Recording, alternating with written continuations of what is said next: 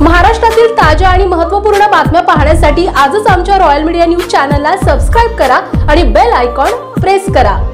नमस्कार, मी Gauri, royal media news मध्ये आपलं सगळ्यांचं स्वागत आहे। बातमीचे प्रायोजक आहे श्री गणेश ज्वेलर्स सराफ, हडपसर, पुणे। उपस्थित व्यासपीठ आणि बंद भगिनींनो, या ठिकाणी बरेच वक्त्यांनी सांगितलं की कारखान्याच्या संदर्भात बरीचशी माहिती दिली, बरीचशी चर्चा केली, पण हा कारखाना केव्हा चालू झाला आणि केव्हा बंद होणार होता हे कुणाला माहित नाही। कारण कारखान्याचा आणि माझा आणि प्रताप अण्णाचा आमचा फार नजीकचा संबंध आलेला आहे। त्याच्यामुळे कारखाना कसा चालतो, कशा पद्धतीने त्या ठिकाणी लोक काम करतात, त्यांनी आणि मी खूप जवळून बघितलंय। हा कारखाना इसवी सन 2000 साली बंद होणार होता, पण तुमच्या आमच्या नशिबानं त्या बोर्डामध्ये मी निवडून आलो, प्रतापांना पण निवडून आले आणि कारखाना यशस्वी चालवायचा ह्या दृष्टिकोनातून आम्ही प्रयत्न केले। 2002-03 ला गाळपाला फक्त 2-2.5-3 लाख ऊस होता, कारण ऊसाचे भाव कमी झाले होते, शेतकऱ्याला परवडत नव्हतं आणि शेतकऱ्यांनी निर्णय घेतला की आपण भाजीपाले करूया, दुसरं काहीतरी करूया आणि आपल्याला चांगले पैसे मिळतील।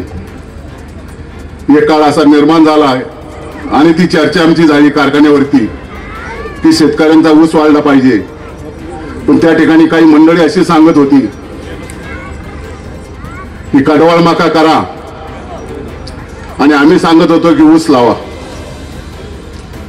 अशा पद्धतीनं हा यशवंत पुढं 4-5-6 6 ते 7 लाख टनापर्यंत गेला। 7-8 मध्ये कारखान्याला ऊस उरकेना इतका ऊस झाला, शेतकऱ्याला 2 रुपये मिळू लागले, पण नशिबानं तुमच्या आमच्या घात केला आणि खरोखर साखरेला चांगले दिवस आले असताना, साखरेला चांगले दिवस असताना कमी रेटमध्ये साखर विकली गेली। त्या ठिकाणी अधिकारी सांगत होते, काही मंडळी सांगत होती की आपण 1-2 महिने थांबूया आणि ती साखर विक्री करूया, पण असं न करता त्या ठिकाणी काही जाणकारांनी असं केलं की ती साखर परदेशी विकली, आपल्या देशात न होता परराष्ट्रामध्ये विकली आणि शासनानं त्याला एक हे ठेवलं होतं, अनुदान ठेवलं होतं। अनुदान आणि साखरेचा भाव असा मिळून साधारण 1200-1250 रुपयेपर्यंत तो भाव जात होता, तरी सुद्धा आणि आपल्याला किती साधारण मला वाटतं 50,000 टनाचा कोठा आलता, तो कोठा यांनी 1 लाखापर्यंत वाढवून घेतला। कारण ज्यावेळेस जनरल बॉडी असायची त्यावेळेस हा विषय यायचा की साखर विक्री किती झाली, त्याच्यानंतर आपण विकली किती। कारण त्या ठिकाणी मी सुद्धा काम केलं संचालक म्हणून, आणि त्या काळामध्ये ज्या वेळेस बोर्डामध्ये ठराव होतो त्या बोर्डाच्या प्रति बँकेला जातात, जो गोडाऊन किपर असतो त्यांना जातात की साखर विक्री किती करायची, अशा पद्धतीने सगळं नियोजन चाललेलं असतं। पण त्या ठिकाणी 50,000चा ठराव होता आणि त्या ठरावाचे अंते यांनी 5 लाख पोती विकले। माझं तर म्हणणं अण्णा असं आहे की 5 लाख नाही 10 लाख पोती विकल्यात। 2008 साली तुम्ही नसेल तर रेकॉर्ड बघा की 2008 मध्ये किती विकली, ती पोती जर तुम्ही ठेवली असती तर आपल्याला 200 ते 250 कोटी रुपये मिळाले असते आणि सभासदांना चांगला भाव देता आला असता। हे मी आवर्जून सांगतो, कारण शेतकऱ्याला जर पैसा मिळाला तर शेतकऱ्याला काय एकच आनंद वाटतो, त्याला असं वाटत नाही की दर पंचवार्षिक आले की संचालक मंडळ पाहिजे, दुसरी द्यायची, दुसरी आली की तिसरी द्यायची, असं होत नाही। त्याला एकच आत्मविश्वास असतो की तो चांगला काम करेल, आम्हाला चांगला बाजार भाव देईल, त्या संचालक मंडळाला आम्ही निवडून देतो, असं सभासदांचं धोरण असतं। पण आपण कधीही तो पायंडा अण्णासाहेबांच्या नंतर मोडला नाही आणि म्हणून आपले सभासद अनेक वेळा पायंडा मोडत गेले आणि तुमचं आमचं मिश्र संचालक तिथे निर्माण झाले आणि त्याच्यातून गट झाले आणि त्या गटातटातून कारखान्याची वाट लागली, मी असं म्हणणार. आणि खरोखर हा कारखाना रस्ता तळाला गेला. 10-11ला गाळप होतं. बँकेचे लोन उचलले तोडणी वाहतुकीसाठी, ती गाडीवाल्यांना दिले. काही लोकांनी कुठं कुठं पैसे वापरले, मी सगळं त्याच्यामध्ये बारीक जाऊन सगळं पाहिलेलं, मी आता त्याचा उहापोह करणार नाही. पण या ठिकाणी नक्की सांगेल की चुकीच्या पद्धतीने आपण तोडणी वाहतूकदार आपले आले नाही आणि त्याच्यामुळे अण्णा गाळप आपलं कमी झालं. 700, 800, 1000, 1500 टन ऊस येत होता, ते कारखान्याला परवडत नव्हतं आणि त्याच्यामुळं पुढच्या साखरेच्या ज्या प्रोसेस होत्या त्या होत नव्हत्या आणि त्या होत नसल्यामुळं साखर तयार होत नव्हती आणि म्हणून आपला कारखाना अडचणीत आला. हा कारखाना चांगल्या विचारानं चालला असता, चांगल्या धोरणानं चालला असता तर हा कारखाना एक हवेलीच काय, पण तुमच्या महाराष्ट्रात अण्णासाहेबांनी 1 किंवा 2 नंबरला बाजारभाव दिले होते त्याप्रमाणे आपण सुद्धा आजही माळेगावच्या पाठोपाठ असतो किंवा जवळपास हेटून असतो. अशी आपल्या भौगोलिक परिस्थिती, एवढी चांगली परिस्थिती असताना सुद्धा आपल्याला कारखान्याचं बंद अवस्था पाहावी लागते. आणि तुम्ही मंडळी सगळी आपापल्या गावामध्ये असता, आम्ही सुद्धा आपापल्या गावामध्ये असतो. पण आमचं दुर्दैव असं आहे की त्या कारखान्या शेजारी आमची जमीन आहे. सकाळी उठलं की पहिलं अण्णासाहेबांचं दर्शन होतं माझं, कारण उठलं बाहेर पाहिलं की फक्त पहिले अण्णासाहेब दिसतात, तर नंतर हा कारखाना दिसतो आणि नंतर हे सगळं कामकाज दिवसभराचं चालू होतं. आणि म्हणून मला असं वाटलं की 2010-11ला कारखाना बंद पडला, त्याच्यामध्ये बरेच शेतकरी संघटनेची मंडळी आली. ते म्हणले की आम्ही कारखाना सुरू करतो आणि म्हणून मी शांत बसलो की ठीक आहे, चला कुणी का होईना करते, आपण लक्ष द्यायची काय आवश्यकता नाही. त्याच्यामध्ये 3-4 वर्ष गेली अण्णा आणि त्यांनी एक दिवस मला सांगितलं की म्हणलं बाबा कसं काय परिस्थिती, म्हणलं आता उद्या चेक मिळणार आहे, परवा चेक मिळणार आहे शासनाचा, पण तो चेक त्यांना कधी मिळाला नाही.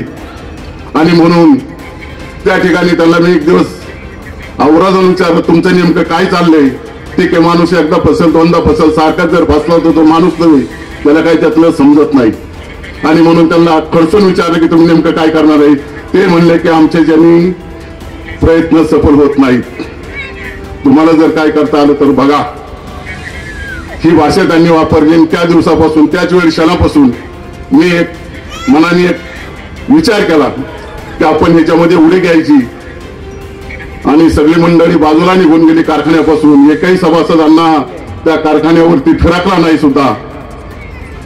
अशा परिस्थितीत मी त्या ठिकाणी गेलो. बाबुराव पाचरणे होते, त्यांना सांगितलं की आमदार साहेब आपण कारखाना चालू करू शकतो, वाटल्यास 20 संचालक आहेत, प्रत्येकाने जर 1-1 कोटी रुपये दिले तर आपण 20 कोटी रुपये जमा होतील आणि आपला कारखाना त्या परिस्थितीमध्ये चालू होईल. अशी परिस्थिती त्यावेळी चांगली होती कारखान्याची, फार मोठी डागडुजी नव्हती. पण सुदैवाने असं घडलं की भाजप सरकार होतं. भाजप सरकारने सांगितलं की आमचे जे काही कार्यकर्ते आमदारांना की आम्हाला त्या ठिकाणी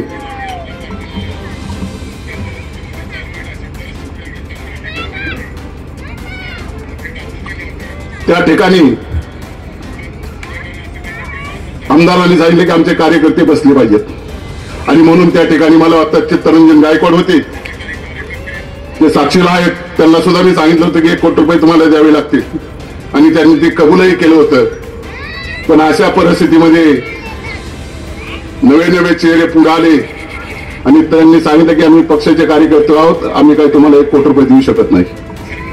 आणि त्या ठिकाणी मला तो निर्णय थांबावा लागला. जमिनाला गिऱ्हाईक येत नव्हतं म्हणून मी कस्टमर बी पाहिले आणि 50 एकर जमीन विकायची तरतूद केली. 50 कोटीचं एक पत्र घेतलं. त्यांनी सांगितलं की फक्त आम्हाला तुम्ही तुमच्या सहकार मंत्र्याची सही द्या, मुख्यमंत्र्याची सही द्या, तुम्हाला उद्या पैसे अकाउंटवरती जमा करतो. अशा पद्धतीने मी त्या ठिकाणी काम करत होतो. पण त्या ठिकाणी सहकार मंत्री म्हणला की 1 इंच जमीन विकायची सुद्धा गरज नाही. ज्यावेळेस ते असे बोलले त्यावेळेस माझ्या मनात पाल चुकली की याच्यामध्ये काहीतरी नेमकी गडबड आहे. कारण सहकार मंत्री असे का म्हणतात की जमीन विकायची नाही म्हणून. आणि म्हणून मी डायरेक्टर ऑफ शुगरला कॉन्टॅक्ट केलं, मिटकॉन कंपनीला कॉन्टॅक्ट केलं, बँक ऑफ इंडियात कॉन्टॅक्ट केलं आणि एक 50-50 कोटीची मी त्या ठिकाणी आमची अशी मालमत्ता आहे, आपण किती पैसे देऊ शकताल, अशा पद्धतीने मी त्यांच्याशी चर्चा केली. त्यांनी आम्हाला सांगितले की आम्ही तुम्हाला 50-50 कोटी देऊन आम्ही 100 कोटी रुपये देऊ शकतो आणि तुम्ही ते आम्हाला हप्तेवारी बांधून द्या.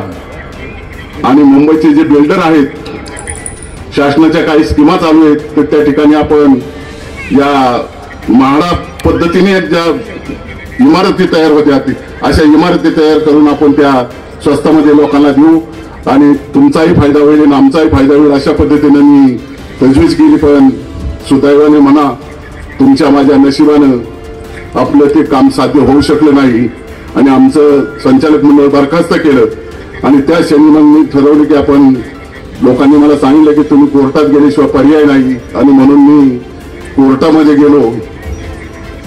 कोर्टामध्ये आमचा बराचसा काळ गेला. इथं डायरेक्टर ऑफ शुगरला पत्र दिली, त्यांना सुद्धा सांगितलं की बाबा तुमचे बँकेचे जे काही पैसे असेल ते आम्ही भरू, पण तुम्ही आम्हाला एक रक्कम नक्की सांगा की आमचे एवढे पैसे आहेत. ते एका टायमाला म्हणायचे 10 कोटी, तर दुसऱ्या टायमाला म्हणायचे काहीच नाही, तर तिसऱ्या टायमाला म्हणायचे 25 कोटी. पैसे द्यायचे कसे हा मोठा प्रश्न निर्माण झाला आणि अशा गोंधळामध्ये शेवट आम्ही हायकोर्ट बघितलं. त्याच्यामध्ये 10-12 याचिका दाखल केल्या. पैशाचा खूप मोठा नाश झाला. पैसे द्यावे लागतात त्या ठिकाणी. आता वकील साहेबांनी सांगितलं की तिथे पैशाशिवाय काही चालत नाही. पैसे मागायचे कुणाला हा प्रश्न माझ्या पुढे उभा राहिला आणि जेवढे काय आयुष्याची पांगेपुंगी यांना साचून ठेवली होती ती त्या ठिकाणी आपल्या सभासदांसाठी मी खर्च केली आणि खरोखर तुमच्या आमच्या नशिबानं त्याला यश आलं. आणि ज्या जमिनीची 250 एकर क्षेत्र होतं त्या 250 एकराची किंमत फक्त 2.5 कोटी दाखवल्या गेली आणि म्हणून त्या ठिकाणी कोर्टाच्या निदर्शनात आल्यानंतर त्या ठिकाणी आपल्याला स्टे मिळाला. नाहीतर त्या दिवशी संध्याकाळी 4:30 वाजता फडणवीस साहेबांनी मीटिंग ठेवली होती मुंबईमध्ये की हा कारखाना भाडेतत्व चालवायला द्यायचा, असा GR काढून तो भाडेतत्व द्यायचा असा निर्णय केला. तुमच्या आमच्या हातात काहीच राहिलं नव्हतं आणि त्या ठिकाणी स्टे मिळाल्यानंतर त्यांच्या वकिलांनी सांगितलं 5ला की असा निर्णय झालाय, आपण आता काही करू शकत नाही, स्टे मिळालाय. ही किमया सगळी आहे चिंतामणीची. माझं फक्त निमित्त असेल त्या ठिकाणी. मलाच का सुबुद्धी सुचली, मलाच का अण्णा साहेबांनी बघितलं सांगितलं की तुम्ही असं करा. अरे म्हणले हवेली तालुक्यातले सगळे धनाढ्य म्हणले सगळे झोपी गेल्यात, तू तरी निदान जागा हो.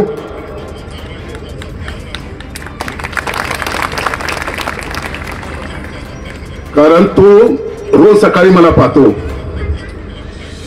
तुला त्याच्याबद्दल काहीच वाटत नाही का? आणि म्हणून मी सगळ्या ह्या प्रक्रिया चालू केल्या आणि हा कारखाना पूर्वपदावर आणण्यासाठी काम केलं. त्या ठिकाणी मोरेश्वरचा सुद्धा खूप मोठा सहभाग आहे आणि मग अशा पद्धतीने हा कारखाना पूर्वपदावर येण्यात मार्ग झाला त्या ठिकाणी. आणि नंतर समजलं की आता कोर्टामध्ये जर हे सगळं प्रकरण वर आलं तर बँकांची देणी उघडी पडतील. कारण बँकाची देणीच नाहीत, फक्त व्याज दाखवलंय आणि व्याजाला व्याज दाखवलंय. अण्णा हे सगळं बोगस आहे. हे जर तुम्हा मंडळीला संचालक मंडळाला आता नवीन समजलं नाही तर त्या ठिकाणी माझ्यासारख्याला जर बोलवलं तुम्ही या ठिकाणी नक्की ते प्रूव्ह करून देईल. एवढंच मी या ठिकाणी खात्रीने सांगतो. आणि हा आपला कारखाना कुठेही कर्जाबाजारीत बुडालेला नाही. हा कारखाना जाणून बुजून फक्त बुडवलेला दाखवतात. प्रत्यक्ष त्या कारखान्यावर चोरणी वाहतुकीचं कर्ज आहे, बँकेचं नामपात्र कर्ज आहे. आणि हे कर्ज दाखवण्यासाठी शेतकऱ्यांच्या पुढे वेगळ्या वावड्या उठायला ते 150, 200, 250, 300 कोटी आहेत. मी एक तर छोटा माणूस एकटा होतो, माझ्याबरोबर कोणी नव्हतं. 2 हात 4 हात आमचे काम करत होते. 5वा हात सुद्धा आम्हाला मिळत नव्हता. तरी सुद्धा आम्ही एवढं मोठं धाडस केलं की हा कारखाना आपण चालू करू शकतो. आता मला वाटतं तुम्ही 40,000 हात जमा झाल्यात, 40,000 लोकांची ताकद आहे. आता तसंच कारखाना चालू करू. लोकांना अजूनही प्रश्न पडतो की कारखाना चालू होतो का नाही. यात कोणाला जमलं नाही तर फक्त मला सांगा की हा कारखाना आप्पा चालू करा.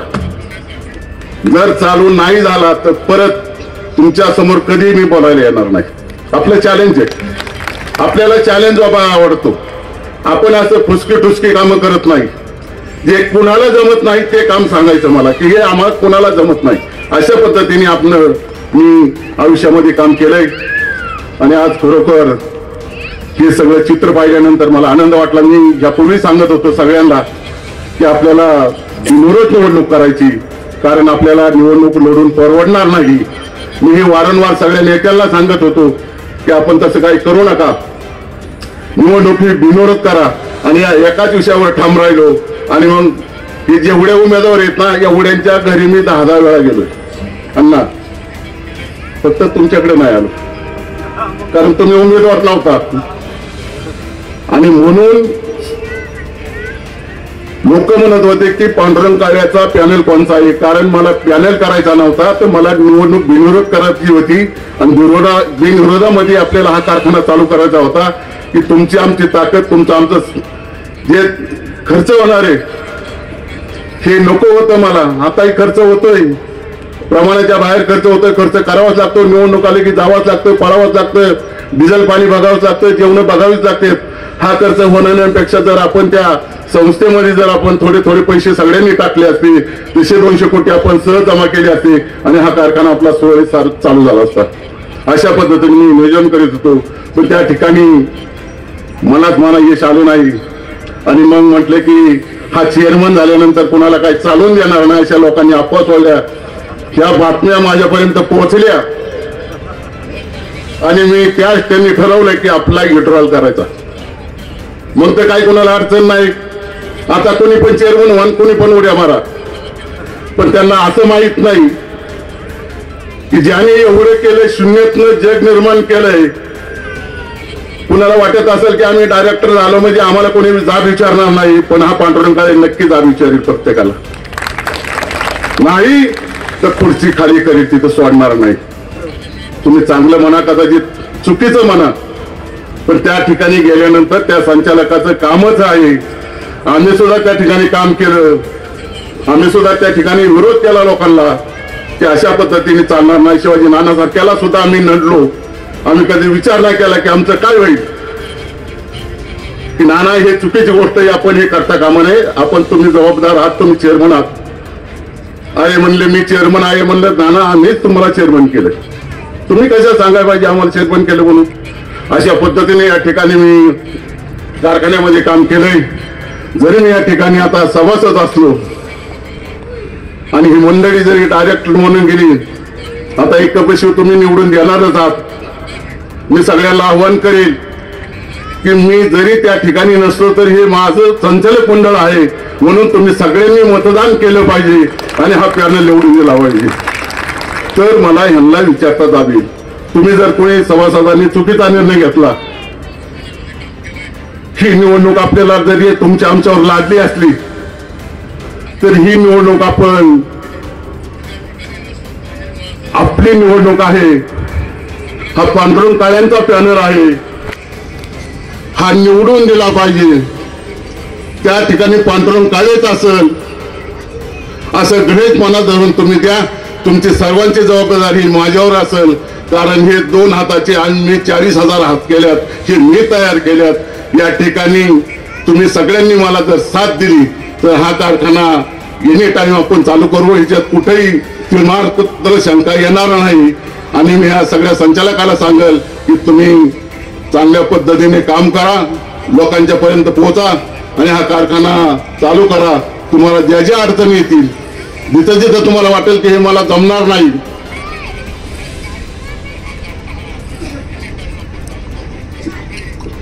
हे काम जमणार नाही, त्या ठिकाणी मला सांगा. मी प्रत्येक कागद ना कागद तुम्हाला दाखवीन आणि त्याच्यामधून हा कारखाना आपण सहज चालू करू. एक त्याला इतकी सुद्धा कोणी मला शंका ठेवू नका की हा यशवंत चालू होणार नाही. 100% चालू होणार, एवढंच मी या ठिकाणी ग्वाही देतो. आणि या ठिकाणी आपला बराच वेळ घेतला, माझे 2 शब्दाचे विचार आपण शांतपणे ऐकले. एवढं सांगून आपण कपशीला मतदान चांगल्या स्वच्छ मनाने करावं, म्हणजे हा आपला कारखाना स्वच्छ प्रशासन देऊन चालू होईल. एवढीच मी तुम्हाला सर्वकडून अपेक्षा करून माझे 2 शब्द बंद करतो. महाराष्ट्रातील ताज्या आणि महत्त्वपूर्ण बातम्या पाहण्यासाठी आजच आमच्या रॉयल मीडिया न्यूज चॅनलला सबस्क्राईब करा आणि बेल आयकॉन प्रेस करा।